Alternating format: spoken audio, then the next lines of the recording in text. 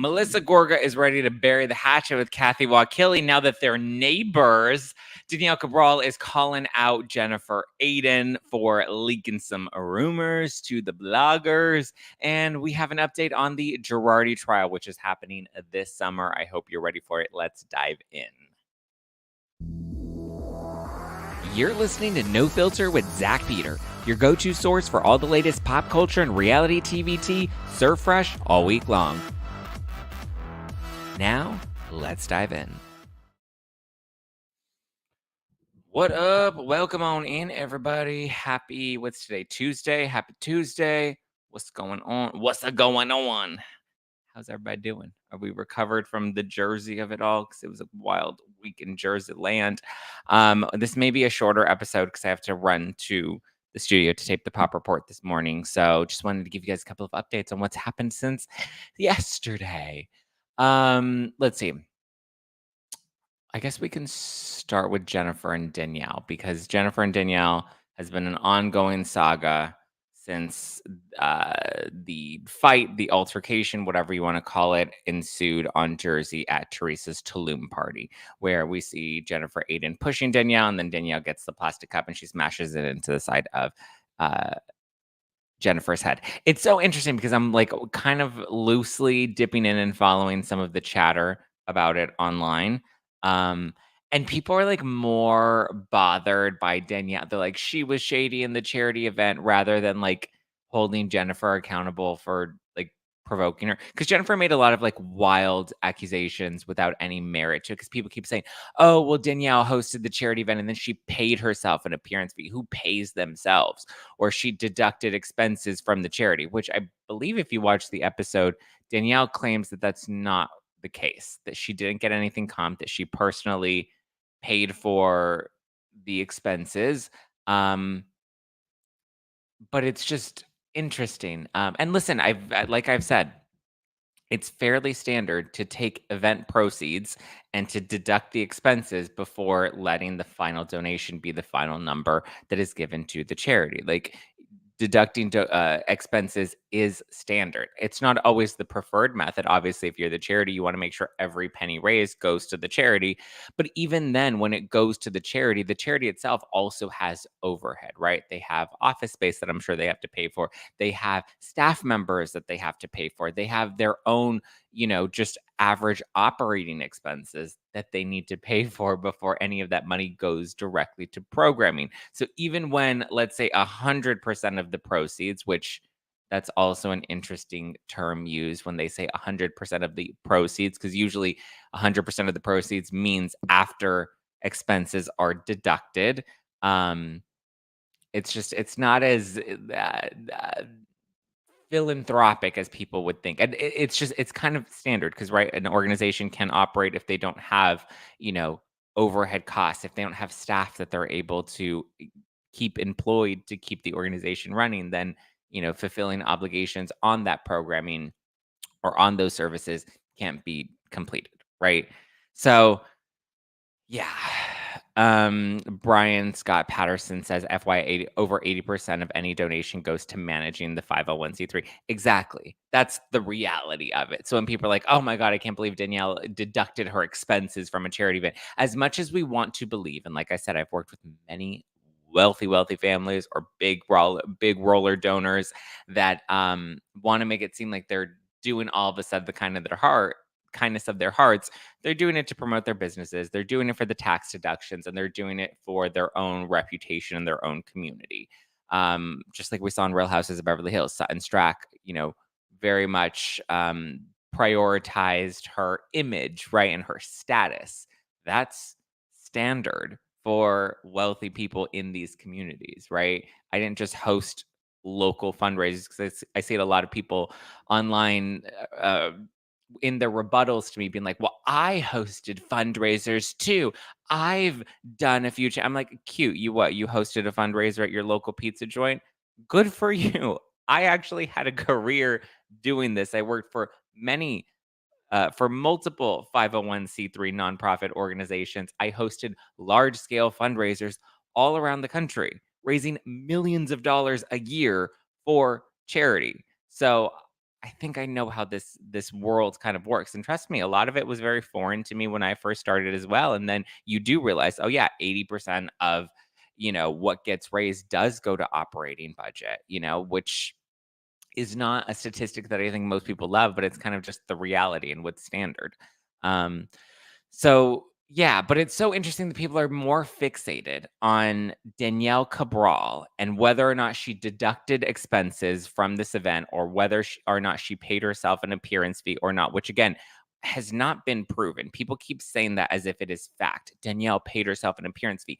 That is not a fact. We don't know that to be true. The only person that would know that to be true is Daneille Cabral, and she's not claiming that that's true. She denied it in the footage that we saw from this most recent episode of Real Houses of Beverly Hills. Um, Not only that, but this is something that is being put out into the universe by Jennifer Aydin. And I bring this up because Daneille Cabral is throwing shots at Jennifer Aydin, claiming that Jennifer is the one that originated the rumors that first started to circulate about when the altercation first happened, that uh, Jennifer was hit by a glass pitcher. That was the original rumor, that it was a glass and it was thrown at Jennifer and it cut her ear and she was bleeding. That was the original report that was going around. Danielle says that Jennifer Aydin is the one that originated, or she insinuates, she doesn't actually accuse her, but she insinuates that that likely came from Jennifer, who's leaking this information to bloggers about what had actually happened. And she's like, of course, she made it sound a lot worse than it actually was when it was a plastic cup that was, she got hit across the side of the head with after initially shoving Danielle. Danielle reacted impulsively, right? It was a knee-jerk reaction. So Lexi says, regardless of who touched who first, they were both being nasty. They were both being nasty. Absolutely. And I've said that. They were both in each other's face. They were both taking shots at each other. However, when one person puts their hands on someone else first, you can expect a reaction. That's just kind of the reality, especially coming from Jennifer Aydin, who has always said her motto is don't start none, won't be none. Well, she started some and there was some, and she got handed to her. So, yeah.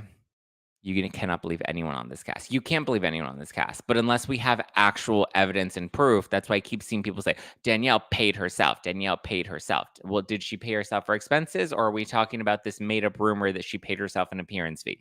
Because I don't believe there's any truth or merit to that. Unless somebody can provide documentation and proof that that is true, I will eat my words and I will 100% own that she did that. Do I like that she did that? No. What if that's true? But again, we don't know that to be true. That is a piece of misinformation. Everyone loves that word, misinformation, that we're putting out on the internet, which is basically a meritless rumor.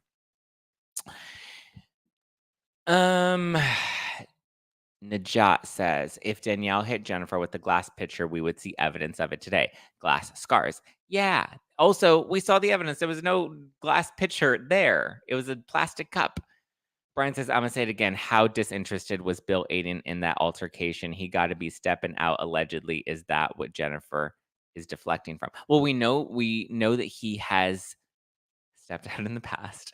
But he was so disengaged from, like, we saw how Nate very much inserted himself in there to prevent any further altercation, right? He immediately grabbed Danielle and they exited the party. When Danielle's freaking out about Jennifer Aydin and she's yelling and they're walking through the kitchen, Bill cannot be bothered. Bill doesn't care. Bill doesn't even go to check on his wife to make sure she's okay. Bill could not be bothered. Could not be bothered by Jennifer. But it's interesting. We've seen Jennifer react this way in the past, though, right? We've seen her when she threw the plate at, was it Jackie or Melissa or Margaret? Remember, they were in some sort of patio at a restaurant, and she was like trying to get someone's attention. She threw the plate at them. And then we saw in Cabo when she broke the glass at Melissa. And then we saw at the Shore House back in season 12 when she grabbed Melissa's arm as Melissa was trying to leave. We saw at BravoCon her throwing the cup at the Gorgas. We've seen multiple times where Jennifer gets very physical and security has to restrain her. So I don't know. I don't know. Interesting. But yeah, Danielle was responding to people in comments on Instagram where she basically said that she believes that Jennifer Aydin is the one that is originating the rumors that are going out there, which we also saw that Jennifer was corresponding with different bloggers, and she had allegedly given access to an episode, like she was giving them screeners, like screeners that were not fully edited, I believe. They weren't the screeners that like the press got out, but she was sending screeners to them and trying to prepare them and trying to like build a community of support around her online ahead of the season actually starting. So it's interesting. I don't understand that concept, to be honest with you, of like working with housewives to get screeners to watch the shows in advance. Like, for what reason? Like, I understand if you're, in the media, if you're in the press, right? And you get advanced screeners, you have an authorized NBC screener account. I happen to be somebody that has an NBC screener account. They're not easy to obtain, and they're not just going to hand them out to every other little blogger out there. Um, so it is interesting how so many of these accounts, like, want access to watch the screeners in advance, but for what reason other than to start some shit up on social media before the episode even comes out. Um, Chris says, "I appreciate your integrity and honesty. I agree with you on pretty much everything, and people are so ridiculous and can't see things how they are." I appreciate that, Chris. I try to have integrity and honesty. Honesty is one thing I know I always do have. Integrity, I try to. I know I have my moments where I can be a little petty. But thank you. Journey LVR says, "You can't believe anyone on any Housewives cast. The episodes are produced and edited." That's true as well. I mean, yes, produced to an extent, edited absolutely. So yeah. Nina says, "Did you notice that when people were asking Jen if she was okay, she was texting someone wondering how things got leaked?" Well, I don't know who she was texting, but she definitely didn't seem to be bothered by the altercation as much as she seemed happy that she got Danielle to react. And she was even like, "I don't remember pushing her. I don't remember pushing her." Even Teresa's like, "I didn't see her push her." To be fair, if you look at the background, Teresa's head is turned, that she's not actively paying attention to what's happening in front of her. Oh, Jamie says the glass pitcher thrown and broken by Danielle is in the finale. Oh, okay. I may have gotten those rumors mixed up then. So we'll see. Oh, well, yeah, the pitcher, because I assume the finale is that final table scene that they're all sitting at. Which would be interesting if she does throw the glass pitcher, because they were, remember, temporarily put on pause for this altercation at Teresa's, so it would be interesting that they would continue to keep that sort of behavior going through the finale. I don't know, but Danielle says, "Wait, there's more information." She feels like she'll be vindicated in the end of it. Brian says, "Also, I have to admit, Nate Cabral is hot." Nate Cabral is so hot. He's so, we don't see much of Evan anymore, Jackie's husband. But Nate can get it. I mean, Nate just tightened up the midsection a little bit. I love a good dad bod, but Nate's just kind of like, if we went to the gym just a little bit, right? Just did a little cardio twice a week, 3 times a week, I think Nate would be pristine. If Nate had the athleticism of John Fuda, because remember John Fuda did his spread in People magazine, was like, "Look at me, I'm all fit now." If Nate leaned into that, I'd be like, "Okay, Nate, let's get it." But yeah. Lexi says, "Just so I'm understanding correctly, it started because Jennifer twisted the conversation of her and Danielle's, and allegedly Danielle was just warning Jennifer she was not getting paid. Jen took it and ran." What? Lexi says, "Just so I'm understanding correctly, it started because Jennifer twisted the conversation of her and Danielle's, and allegedly Danielle was just warning Jennifer she was not getting paid. Jen took it and ran." I don't understand. I don't understand that comment. Workout regimen. Yes, that's what it is. Workout regimen. He's yummy. Yes, Nate is yummy. That's why we need a reunion. Nah. Just saw a picture of Nate without a shirt on. He is hot. Has he been working on his summer body? Let me see. Where did you see a picture of Nate? Nate Cabral. Because it ain't on his Instagram. Where it at, though? Where he at, though? I don't see a photo of Nate without his shirt on. I would love to. We need more photos of Nate without his shirt on. Nate, take it off. Take it off.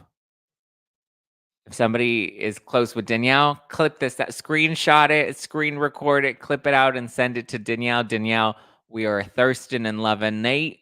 Okay, thirsting after Nate. Please post more summer body photos of Nate. The internet is asking for it. Okay. The internet, it is a request. I'm speaking on behalf of the internet. We would like to see more shirtless photos of Nate all summer long. Oh, just Google it. Okay, let's Google Nate Cabral. Why are we doing? Well, y'all are crazy. You got me doing the craziest shit on the damn internet at 7 a.m. Ay, ay, ay. I see photos of Evan. Nate does have muscles.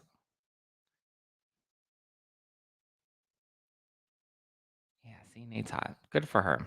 Good for what's her name? He's got arms. Body yada yada yada yada yada yada. My favorite of the season is Dolores. She's absolutely not effing around. Yes, and I love how she called out Jackie about the book and how she's just friends with Teresa to promote her book. I was like, duh, I've always said it. Here we go. Lexi says, I confused myself with the comment. Can you briefly explain what started the argument besides Jennifer making the accusation about Danielle paying herself for the charity? I thought it had to do with the stylist, remember, or the hairstylist who bought a VIP ticket and then wanted access to the uh the the section that Teresa and Danielle and Jennifer Aydin were all in. The hairstylist wanted to be seated with them, and then she was asked to leave that section, even though she claimed she bought a VIP ticket. Yesterday, I explained the difference between VIP and talent. Talent typically does have their own sanctioned off space, and it's one for privacy and two for security. Um, it's very standard to have a VIP ticket and know that the VIP ticket doesn't give you direct access to sit at the same table as the talent. Usually the talent has their own table, their own booth, their own section, like, and they're free to dip into the VIP area, which is a much broader space typically. But I don't think that there should have been any expectation of anybody that purchased a VIP ticket to have access to sit with the talent. Because again, talent is not. I mean, it's like when you buy like a club, right? When a celebrity is hosting their birthday party or hosting a launch of a club, you go to the club and typically there are tiers. You can be a general, a GA person, or you can be a VIP. VIP doesn't get you access to the booth that the celebrity happens to be seated in because, again, the club wants to make sure that they're protecting the security of the talent.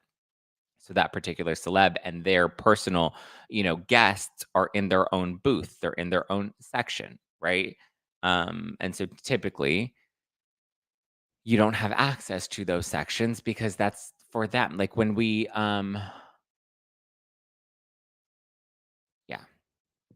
whatever. That's I made my point. Explained it yesterday. But yeah, it was all about the hairstylist and the hairstylist getting kicked out of that space. And the hairstylist being, we weren't even paid to do her hair that day and blah, blah, blah.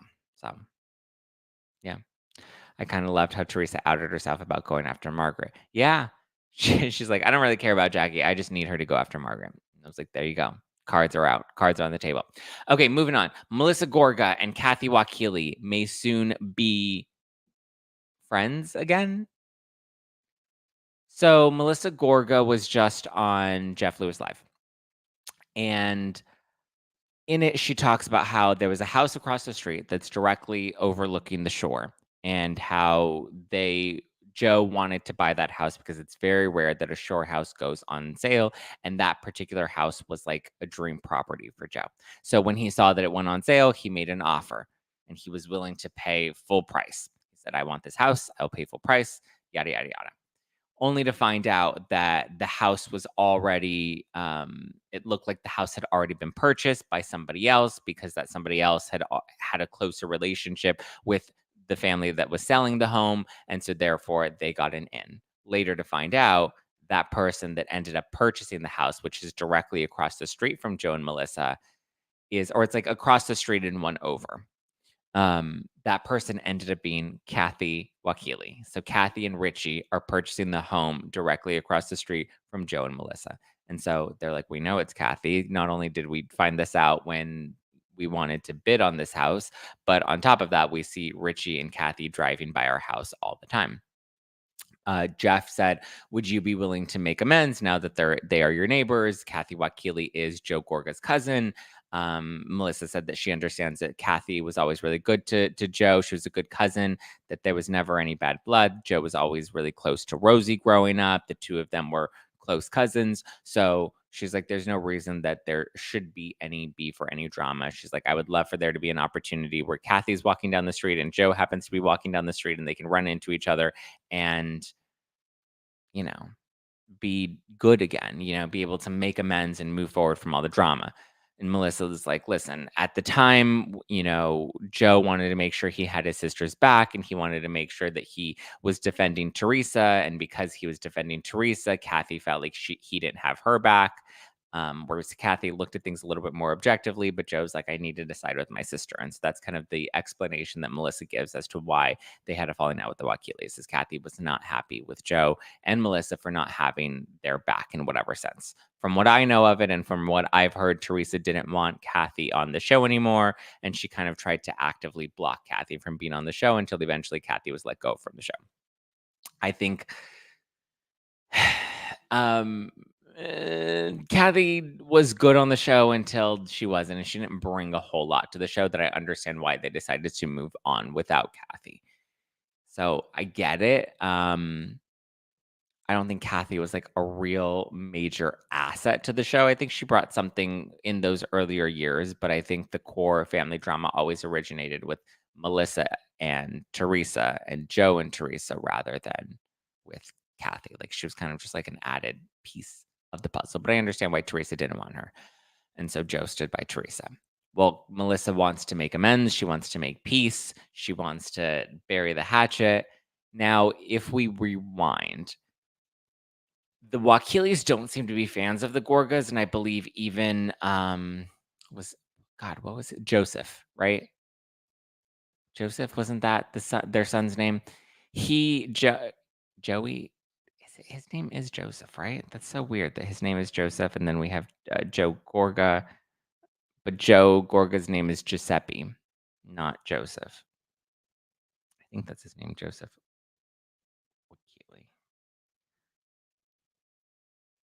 Yeah, Joseph. His name is Joseph Wakile. He made a comment on Instagram recently, something about how they cut out those farm animals a long time ago, and he referred to Joe and Melissa as farm animals, which obviously is not a nice thing to call them. But there seemed to have been some sort of issue as to why they had some sort of falling out. And I think it is related to Kathy being cut out of the show and Melissa not really being there to defend Kathy, but also I understand them feeling like they have to be loyal to Teresa because Teresa's all about loyalty and family, and how dare you go against her? And if you're trying to make things work within the family dynamic, I get it, Ugh. Tiffany says, I so would love Melissa and Kathy and the rest to come back together. Tree would be pissed. Oh, well, that's on her. Well, if Tree's pissed, then as you said, that's on her. Brian says, hot take, give Teresa and Louie a one-off love bubble mini summer special, cancel her from Jersey, make Danielle and Rachel the drama. I've always said that I could see that happening. Teresa moving on, getting her own spinoff, them keeping Melissa on Jersey and focusing on the newbies more. We'll see what happens. Obviously, they're going to take a little bit of a pause and we'll see where it goes from here. Last thing is the Girardi trial. So Girardi trial is coming up in August. So this August 6th, I believe. Hold on, let me see. I believe it's August 6th. Oof, I didn't write down the date. But I believe it's early August. I think it's the 6th or the 9th that Tom Girardi's trial date is set for. And he plans to go, or his public defender plans to go after the bookkeeper, Christopher Camone, saying that Christopher Camone's the one that did all of this. He had these side schemes that he was doing, and he was the one that was cooking the books and mixing everything up because he had his own personal agenda that he was pursuing. Christopher Camone's attorneys are saying the opposite. They're saying that it was not all Christopher Camone, that Tom Girardi had a very active role in the fraud and in the manipulation of the finances and in the mixing of all of the money. Tom Girardi was very much well aware of what was going on and complicit in what was going on because he also benefited from what was going on. I believe the public defender is also trying to prove that, yeah, I think their argument is that it was just mismanagement of the money, and obviously the responsibility of the management of the money falls on the bookkeeper.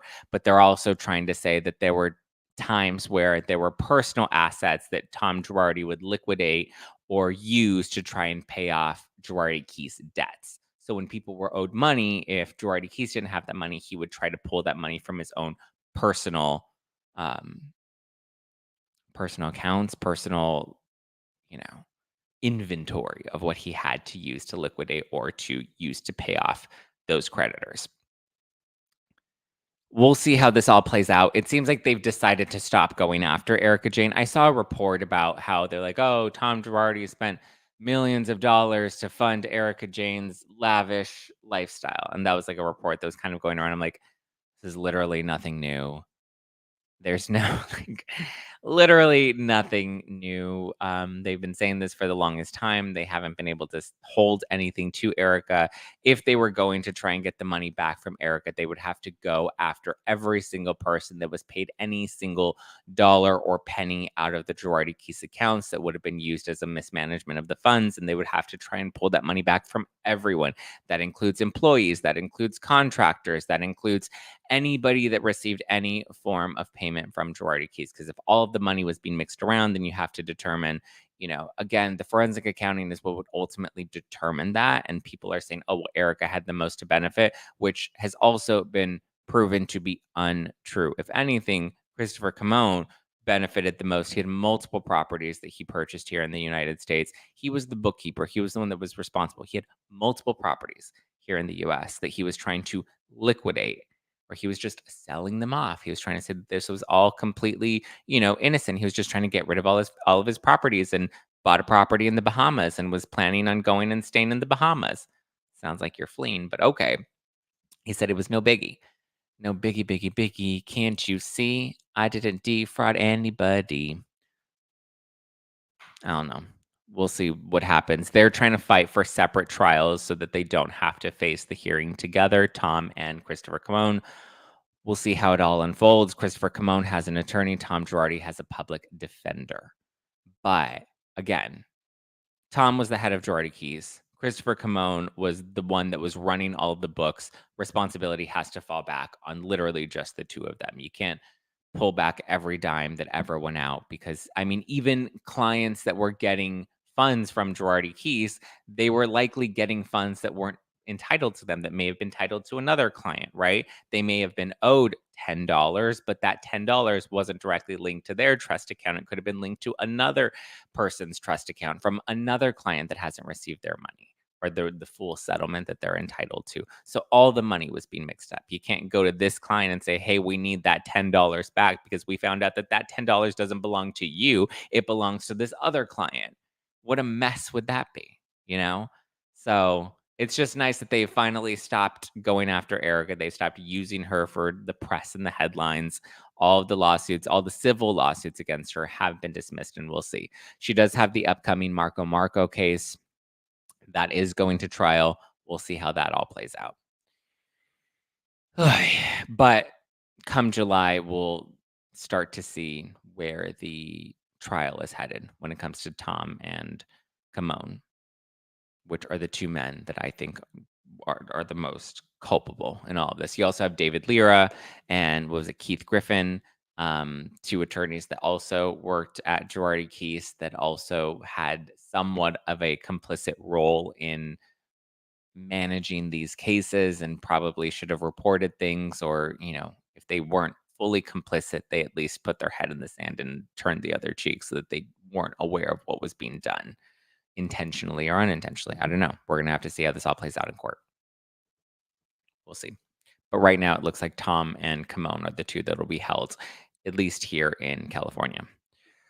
Whew, okay, I think that's all I got for you. I hope you enjoyed today's episode. I'll talk to you guys again on Wednesday morning. We'll also have a new episode of the Pop Report out on Wednesday and a new episode out this Friday. So be sure to tune into the Pop Report on all podcast platforms. be sure to tune into No Filter Monday, Tuesday, Wednesday, and Thursday mornings, live on YouTube and available on all podcast platforms. We also have bonus episodes for Zack Pack members on YouTube and No Filter Plus members on Apple Podcasts. If you're listening to this on Apple Podcasts, please, please, please give me some love, give me some reviews. Actually, I have some merch that I'm going to be giving away. So if you would like to win some merch, you can leave a review. You have 3 opportunities here. Leave a review for No Filter, leave a review for Disaster Daters, and leave a review for Pop Report. Be sure to send a screenshot when you do leave me a review and DM it to me. DM me copies of your reviews. That way you can verify. I can verify that you left a review. This is for US residents only. I will pick a winner. Maybe I'll pick 2 winners at random based off of the number of submissions. So you can either leave 1 review on one of the shows, 2 reviews, or 3 reviews, 1 for each show. That gives you 3 entries into a potential giveaway. So go right now. Leave a review, show some love, and I will send some free merch your way. We got lots of t-shirts. I would give you some Zack Pack hoodies, but I feel like it's so hot right now that nobody wants a hoodie. Maybe a hat, maybe some t-shirts. We'll see. Thank you guys. Love you. Appreciate you. You can follow me at Just Plain Zack. Follow the podcast and No Filter with Zack, and I'll talk to you tomorrow. Ciao for now. Bye.